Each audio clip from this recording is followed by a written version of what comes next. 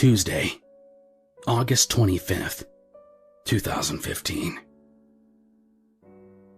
Tom has ulcerative colitis.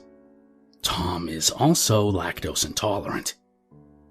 In 5 minutes, Tom is going to sneak away from his cubicle and ravenously consume a cheese Danish that he had hidden on top of the refrigerator in the break room. He's been told not to consume dairy for several reasons, but he cannot help but indulge this one guilty pleasure. Tom doesn't know that I'm sitting in the security office each day as he ducks behind the fridge to force a pastry into his mouth. He certainly doesn't know that I'm watching. He definitely isn't aware that my job is so boring and his life is so predictable that I know he'll be running to the bathroom in about 45 minutes. He'll be in there for 10 minutes. There are 327 cameras positioned across 3 floors here at Madison Office Complex. Each room has multiple cameras that record to a couple media storage towers in the basement. My job is to handle any security issues as they come up. However, every person that works in this office is about as dangerous as a box of stuffed animals. In 7 years of working here, the most I've had to do was show out an employee's abusive husband. For his little jealous stunt, she was fired. I don't agree with it, but they don't pay me to approve. In 7 years of monitoring the most boring building in the city, I had to learn how to make my own fun. Management requires that I do a visual inspection of all the exits twice a shift. During this time, I often stop to talk to 1 or 2 individuals for a brief period of time. Other than that, the only information I have about the drones I tend to comes from observation and eavesdropping. When I'm not making sure the doors remain locked and the employees aren't doing anything dastardly enough to warrant my attention, I sit in the office and make up stories about what each individual is doing. Franklin is an office manager that isn't my direct superior. His boss, who happens to be my boss, asked that I install 2 cameras in his office. Everything Franklin does is recorded to the media storage system in the basement. I used to leave his feed up on one of the screens, but after the first couple of days I realized that there's no real schedule to his compulsive masturbation and pornography consumption. Seriously, the guy probably pulls it at least 6 times in an 8-hour shift. He tried to shake my hand once. I did so to be polite and all, but soaked my hand in disinfectant immediately after. Franklin and Tom are the only 2 individuals that do anything remotely abnormal in the office complex. Seriously, with the exception of Fatty the Danish Slayer and Fappy the Clown, no one on the video feed does anything abnormal. In fact, for quite some time, everything has been too normal. I'm not supposed to access the video feeds that are saved to storage, but I do have access. Around the time that I noticed the abnormality of these 2, I noticed the almost mechanical nature of the others. I've been reviewing the security footage in my downtime. If I take any 2 days of footage and run them side by side on the same screen, the only variation between the 2 would be the actions of Tom and Franklin. I don't know why it's become so unsettling. For years now, I've considered the workers to be little more than drones that exist to deny insurance claims and feast on the hopes of others as it is destroyed in the name of profit. I guess the idea that something could actually be wrong with them wasn't something I was ready for. It's easy to sit in my office and look down on the people I'm tasked with protecting. I mean, I quite literally look down at them on the security monitors for 8 hours a day. It's this perspective that allows me to find these things disturbing. It allows me to see the synergy and synchronicity. In short, the workers operate less as independent units and more like a hive. It took me a while to notice. A good example would be Bradley. Bradley works in the mailroom. He pushes his little cart around to pick up and drop off packages. To the untrained eye, his routine would seem sporadic. Having watched him every day for several years now, I can tell you the man is precise down to the second. That, in and of itself, wouldn't be disturbing. Maybe he's just punctual and cares about his job, right? Fine, whatever. The thing is, oftentimes he'll turn into a corner and extend his hand to receive a package that he couldn't have possibly seen from an individual that couldn't have seen him coming. Everything is so precise. Everything moves like clockwork. No group of humans has ever been as efficient as this office. Another thing that strikes me as beyond odd is that with the exception of the two outliers, no one in the office drinks coffee. Seriously, I've gone through the trash to confirm it. No one drinks coffee. No one drinks soda. No one consumes energy drinks. If they drink anything at all, it's water from the cooler. Moreover, the way they drink it is just plain odd. Each individual will move towards the water cooler in an orderly fashion and fill their cup only to return to their cubicle. There's no idle chit-chat or gossip. The individuals I talk to are polite, but I can tell that they're only making conversation to avoid suspicion. If left to their own devices, they would work an entire shift without saying a word that wasn't required for business operations. No one is that dedicated to their job. You cannot convince me that more than 200 employees in one building would share that trait. Wednesday, September 9th, 2015. Franklin and Tom started eating lunch together last week. Whereas the rest of the employees eat in their cubicles, the two outliers eventually found each other. From the comfort of my office, I watched as the two of them discussed something they were trying to keep quiet. Each would pull a hand to their face when talking to obscure their mouth or muffle their voice. The cameras in the break room don't record audio. Only the cameras in Franklin's office and in the supply closet offer me that level of access. Hell, most of the security monitors aren't even capable of sound. In order to listen to the audio feeds, I have to log into the system with my laptop. I have to be careful about that, though. Any idiot with Google and physical access to a network can clear usage logs, but there's a security camera in my office. I'm not supposed to know about it, but I found it in the video feeds when I logged in on my laptop to listen to the supply closet once. Don't ask. The outliers are either about to start spending some quality time together, or they're on to whatever the fuck is going on in this office. I want to approach them, but I'm afraid to reveal what I know. To the wrong person, all of this would sound crazy. I'm aware enough to know that this could all be the results of prolonged isolation and the lack of meaningful social interaction manifesting as paranoia and delusion. Believe me, I'd be relieved if that were the case. I'm a lot more willing to accept my own mental instability than accept that there might be something sinister going on here. I need to sleep more, but it's been something I haven't been able to do for weeks now. I suppose I'll sleep when I'm dead. Franklin's office is on the 3rd floor. Tom works in a cubicle on the 1st floor. They shouldn't even know each other. Each floor has its own break room. That they would choose to meet on the 1st floor indicates a need to break from some sort of protocol. I had to find a way to interact with them without revealing myself. If I was right, maybe I could work something out, but if I was wrong, I'd come off as crazy. Trust me, you don't want to see the reaction people have when they think the man assigned to protect them has lost his marbles. I was hired after my predecessor attacked one of the agents in the office pool. They made me watch footage of his outburst during my training. God, I can only imagine what was going through his head. I opted to go with a post-it note. It was simple and effective. As everyone filed out of the building at the end of business, I left a note on each of their monitors.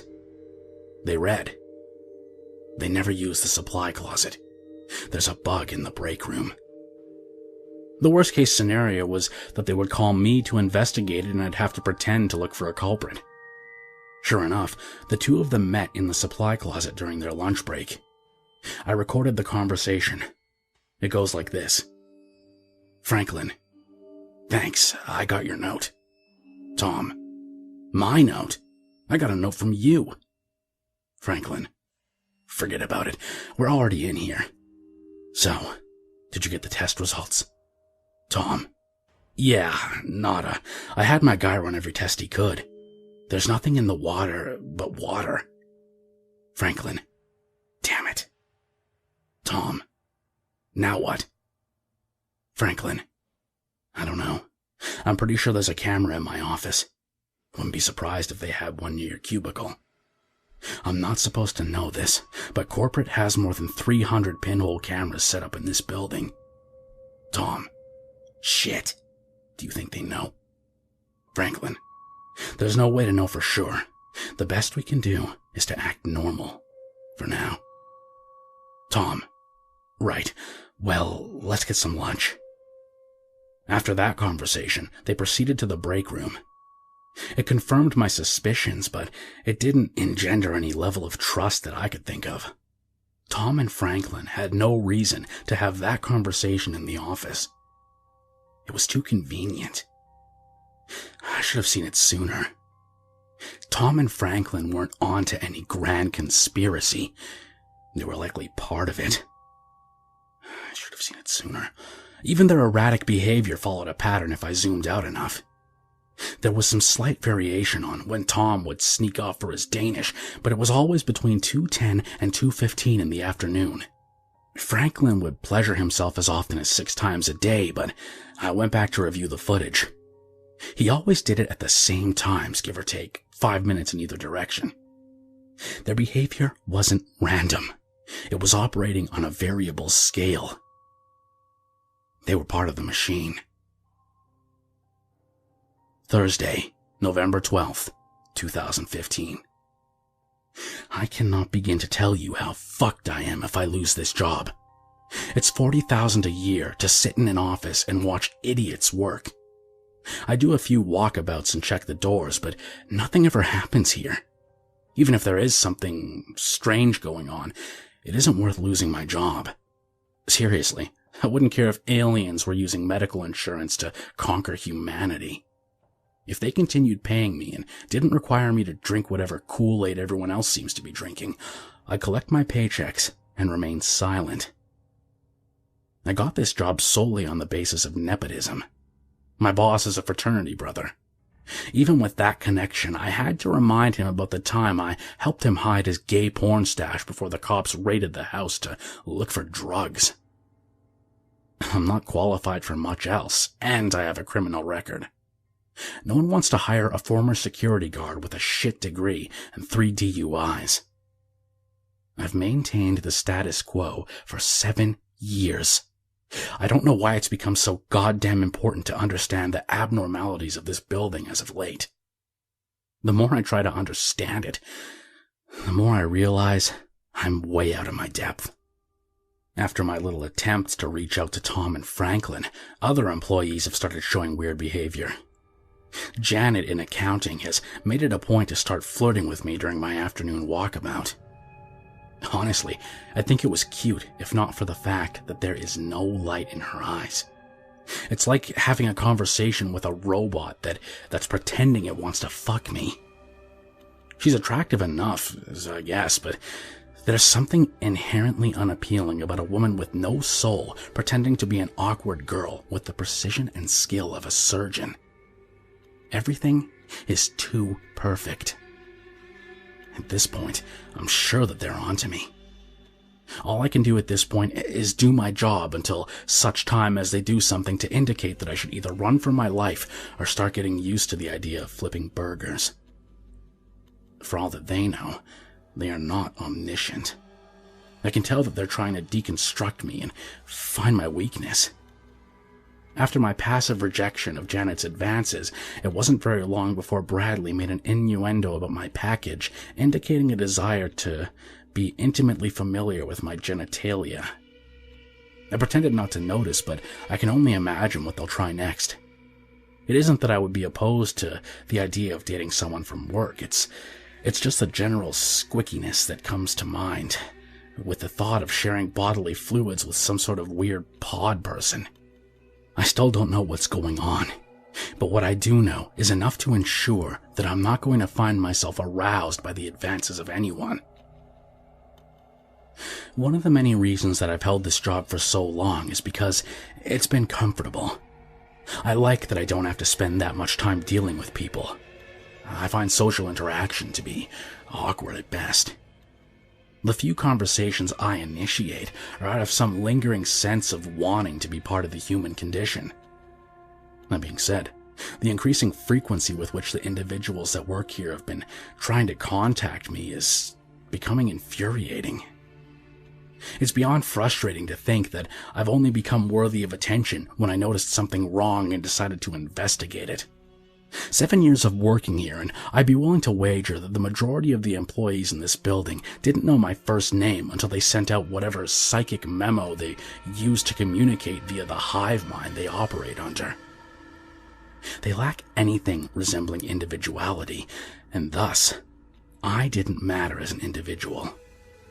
It's clear that they're not interacting with me as if I'm a person. Each social interaction is carefully executed to attempt to garner information and assess my mental state. They aren't trying to be my friend. They're antibodies. I'm a malignant cell in the organism that is this office. The change in behavior is not a break from procedure, but instead another protocol that's been put into place in the event of an individual like myself upsetting the natural order of things. I covered the camera in my office. I'm not supposed to know that it's there, and covering it is certainly going to warrant investigation on their part, but frankly, I'm losing my ability to give a shit. Each day is an ever-present reminder that I'm only here to fill a position that has no purpose. This building doesn't need a security guard. Even if it did, I'm not allowed to carry a gun. If some psycho were to come into the office and put round after round of ammunition through their bodies, my job would be to phone the police. Seriously, I don't even get to carry a stun gun. Friday, September 20th, 2015. It's one thing to know that I'm being watched. It's another to know that they're patient enough to play a long game. For the past couple of days, I've been doing little things around the office to upset the order in which things seem to work so fluidly. Of course, this means that I had to disable the security feeds. The cameras are still running.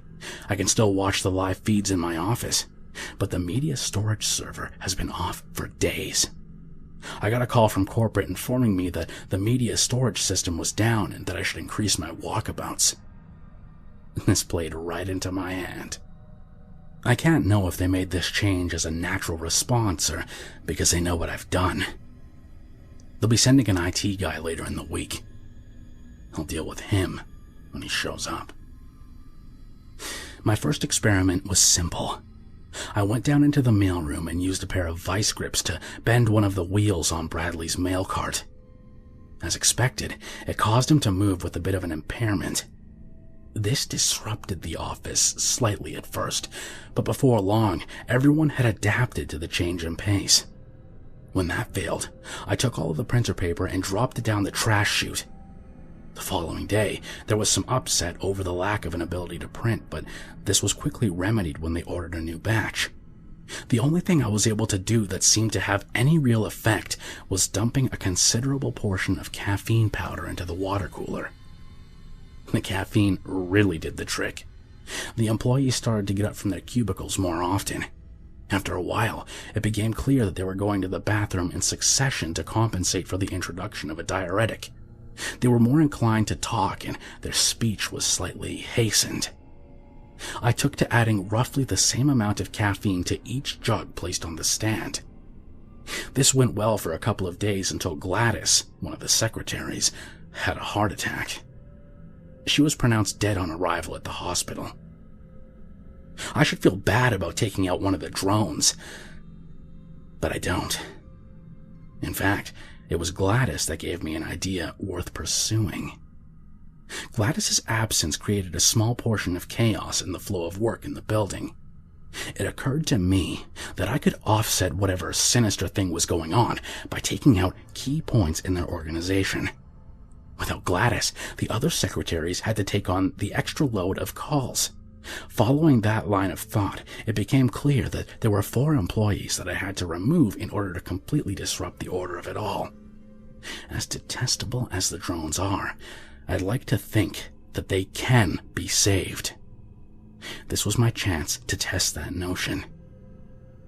Janet in accounting handled payroll. Without her, employees would not be paid on time. Bradley in the mailroom handled delivery of claim forms. Franklin was in charge of approving or denying difficult claims, and James in human resources was in charge of hiring replacements for anyone I removed from the equation. James was the first to go. It was simple enough. While he was in his office reviewing resumes for individuals that could replace Gladys, I changed my route on the walkabout to make several pinpricks in his brake line. It wasn't enough that it would drain completely, but if he slammed on his brakes, it would have little effect. 2 days later, he died in a single-vehicle accident when his car careened off a hill at a sharp curve in the road. Without anyone to hire replacements, I set about removing other key figures in the office. Franklin was easy enough to get rid of. His anti-anxiety pills looked very similar to a type of off-brand Adderall. For those of you unfamiliar with the effects of amphetamine abuse, I'll keep it short. He was already a compulsive masturbator. This made it to where all he did was jerk off and panic. His panic attacks triggered more masturbation, which led him to take more amphetamines. The amphetamines made each orgasm more intense than the last, leading him to push harder and harder to continue with his pursuit of pleasure. With each iteration of his masturbatory habit, it became harder and harder to maintain an erection. This led to more erratic behavior on his part in terms of how he would achieve orgasm. I was sure to mention autoerotic asphyxiation to him in passing a couple times over the course of that week. Within 3 days of that schedule, he had found himself in a position where he had to consider the unthinkable. They found him in his office, with a silk tie around his neck and his penis still in his hand. My physical access to the server room and a useless degree gave me just what I needed to get rid of Bradley and Janet. I sent a series of lurid emails back and forth between their accounts, only to send them to the trash folder directly afterward. I was sure to spread this out over the course of a couple of weeks, and each time I spoofed their network IP when sending new messages. Finally, I dosed Bradley with a sedative and prepared a noose. Janet received an email telling her to come down to sign for a package. When she entered and found Bradley, she was too shocked to notice me behind the door. After her injection, I prepared a noose for her as well. A suicide note was printed on the 3rd floor. A review of their email would later show that they had been having an affair. Thursday, December 3rd, 2015. This disruption of the system had proven quite effective in disrupting the order of business. If there was a pattern to be found in the behavior of the drones, I couldn't find it. For several glorious weeks, I watched with pleasure as the workplace efficiency dropped. The employees were a bit more sluggish. The new mail guy hadn't learned everyone's name and took longer to deliver packages. Likewise, the new woman in payroll hadn't quite learned the system, and there was a discrepancy of a day or two when it came to the deposit of payroll. This variation rippled outward. The lack of order translated to the lives of employees. I could only imagine the frustration that came from being late on a bill or having to wait to make a standard purchase. This utter destruction of routine led to frustration. Franklin's replacement didn't share his issues. Within a week of his hiring, I was instructed to remove the cameras from his office. He was an ill-tempered man named Jordan. Jordan seemed to think that he could give me orders. Part of me wanted to remove him from the equation as I had with the others, but his ill temper and poor social skills actually comforted me. There was something about my somehow shittier job that made me feel better. The dysfunction of it all was comforting. Without anything resembling order, the hive mind couldn't function. In giving me the freedom to move around, they had unwittingly allowed me to strike a serious blow. I could still see traces of their influence. Some of the drones had already begun to fall back into routine. After carefully analyzing their behavior, it became clear that I had approached the structure of the hive correctly, but not in the right areas. I had attacked the known distribution nodes, but I should have focused on the information hubs. The second-floor call center was the heart of the business. If I could disrupt the call center, I would effectively rend the hive of its ability to collect information. This was simple enough. I came in early several days in a row and stocked the break room with homemade chocolate chip cookies. If any of them had been constipated, the X-Lax chocolates in the cookies certainly fixed that. The drones are starting to wake up. I hate that I have to remove the unruly ones. A cubicle monkey on the first floor flipped his shit today and started tossing papers in between screaming curses at fellow employees. As I was escorting him out of the building, I whispered in his ear, "You're free. Now get out there and enjoy life." He smiled. I don't think he knows all that I've done for him, but he was aware that he had escaped the hive. It's guys like him that keep me going. As the disruptions and violence became more common, I can tell that I've really made a difference. Moreover, my swift and steady response has resulted in a pay raise and talk of a promotion. It may not be long before I'm in charge of an individual who has my current job. I can't help but think that they're attempting to buy me off, but as I said before, as long as they don't directly attack me or fire me, I'll continue to do my job.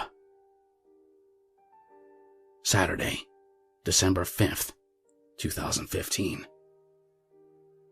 They fired me yesterday. Several employees had reported me to human resources for having erratic behavior and being generally creepy. I know it was the last few drones who I hadn't removed. I was at least able to talk the new director of human resources into giving me a letter of recommendation. As I've said before, I don't think it's very likely for me to find another job like that. It burns me up inside that I put all that work into tearing down whatever terrible plot had been in place, only to be turned out in the street. They took my keys, but they didn't change the locks. I have a spare set. It's the weekend, and no one's here. I'm leaving some presents for the drones. After that, my work here is done. If they find me at all, I'll be hanging in the mailroom. Until then, I think it's time to catch up on some much-needed sleep.